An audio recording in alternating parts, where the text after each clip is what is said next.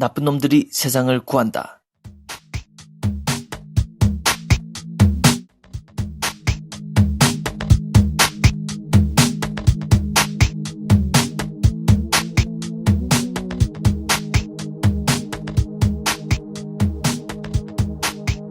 안녕하세요. 만화 설명해주는 남자 나그네 스폰서입니다.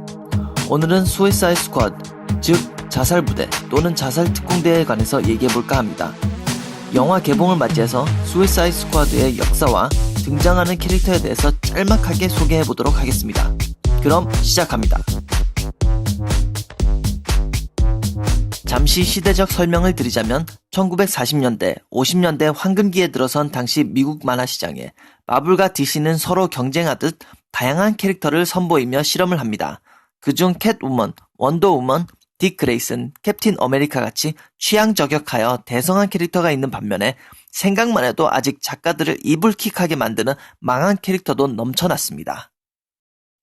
그리고 때는 바야흐로 1959년 로버트 캐네거 작가와 아티스트 로스 앤드루에 의해 수이사이드 스쿼드는 처음 등장합니다.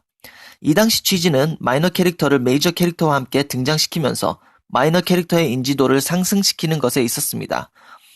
황금기 이후 넘쳐나는 마이너 캐릭터들이 목숨을 걸고 참여하는 미션에 관한 이야기였죠. 첫 수이사이드 스쿼드 팀은 릭 플래그를 리더로 활동합니다. 참고로 릭 플래그는 영화에서도 등장하죠. 하지만 이후 첫 수이사이드 스쿼드 팀은 훗날 저스티스 리그가 될 저스티스 소사이어티 오브 아메리카에 의해 대체되고 은퇴하고 맙니다.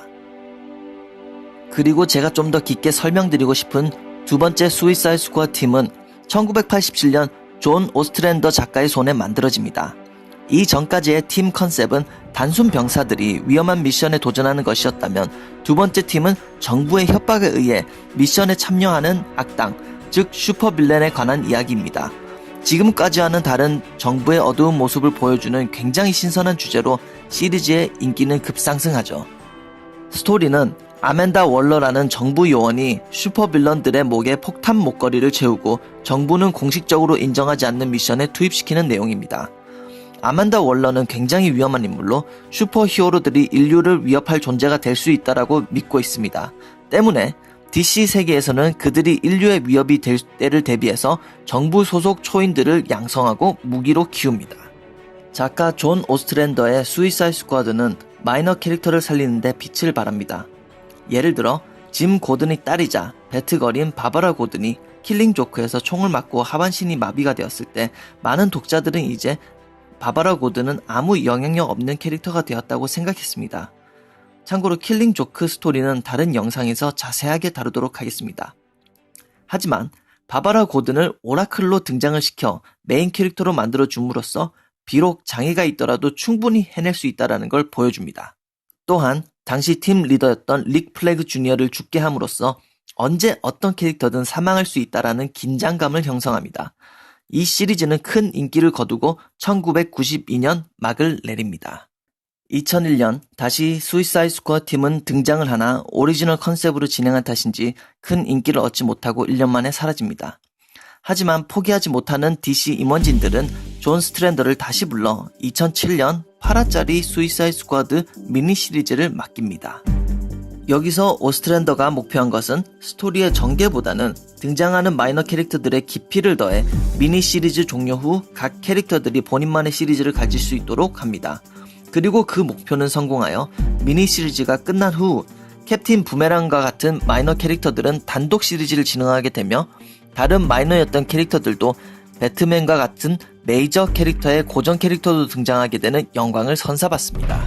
시간이 흘러 2011년 뉴 52 리부트 이후 새롭게 변한 DC 세계와 함께 다시 찾아온 수이사이드 스쿼드는 개봉 영화의 컨셉과 가장 비슷합니다.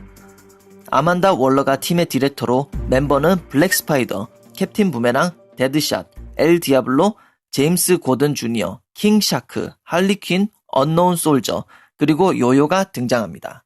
하지만 18만 부를 판매한 뉴 배트맨에 비해 4만 4천 부를 팔며 흥행에 실패합니다. 하지만 판매 실적은 계속 하락하는데도 불구하고 현재까지도 수이사이드 스쿼드는 계속 발행하고 있습니다. 자, 그럼 개봉 영화에 등장하는 캐릭터들을 간단하게 살펴보겠습니다. 먼저 앞서 소개한 아만다 월러는 정부 요원으로 수이사이드 스쿼드의 디렉터이자 슈퍼빌런들의 목숨을 손에 쥔 자입니다. 그리고 데드샷은 전형적인 살인 청부업자로 오른쪽에 기계 눈을 가지고 있으며 사격 실력은 DC 세계에서 최강으로 알려져 있습니다. 여기서 흥미로운 건 영화에서는 왼쪽에 기계 눈을 설치했다는 것입니다. 캡틴 부메랑은 초능력은 없으나 투척 무기의 달인입니다.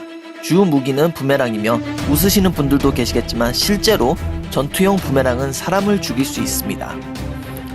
인챈트리스는 선과 악을 넘나드는 마법사로 인챈트리스를 외치면 일반인 준 문에서 인챈트리스로 변합니다. 변신 장면의 임팩트가 굉장한데 이것 또한 영화의 관전 포인트일 것 같습니다. 제가 개인적으로 좋아하는 킬러 크록은 피부가 점점 악어 비늘과 같이 딱딱해지는 선천적 불치병을 가지고 태어났습니다. 나중에는 체구가 비대해지고 굉장한 괴력을 얻으며 피부는 매우 단단해져 총알도 막습니다. 배트맨 아캄 어사일럼에서 다른 모습을 보여주기도 하며, 참고로 아캄 어사일럼은 제가 또한 다른 영상에서 자세히 다루도록 하겠습니다. 다음은 엘 디아블로입니다. 악마에 의해 힘을 얻어 불을 조정할 수 있는 능력이 있습니다. 온몸에 문신을 하고 있으며 영화에서 턱 부분에 디아블로라는 문구가 문신으로 새겨져 있는 것이 재미난 관전 포인트입니다. 참고로 이 캐릭터는 평화주의자입니다. 릭 플래그는 오리지널 수이사이드 스쿼드의 멤버이자 정식 군인으로 수이사이드 스쿼드의 대장입니다. 참고로 아만다 월러의 오른팔이죠.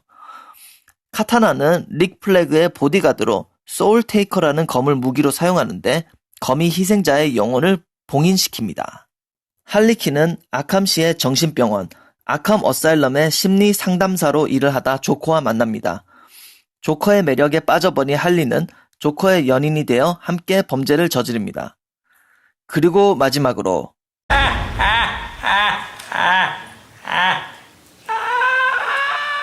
조커는 이 영상에 다루기에는 너무 메이저라 다른 영상에 깊이 설명하도록 하겠습니다. 굉장히 획기적인 컨셉에 역사 또한 다른 시리즈 못지않는 수이사이드 스쿼드. 영화에서는 어떤 모습을 보여줄지 저 또한 매우 기대가 되는데요. 시청해주셔서 감사드리며 추천과 구독 부탁드립니다. 그리고 설명 원하시는 DC나 마블 시리즈 또는 캐릭터 있으시면 밑에 의견 달아주시면 감사하겠습니다. 더 전문적인 정보 그리고 흥미로운 스토리 전해드리도록 노력하겠습니다. 이만 만화 설명해주는 남자 나그네 스폰서였습니다. 감사합니다.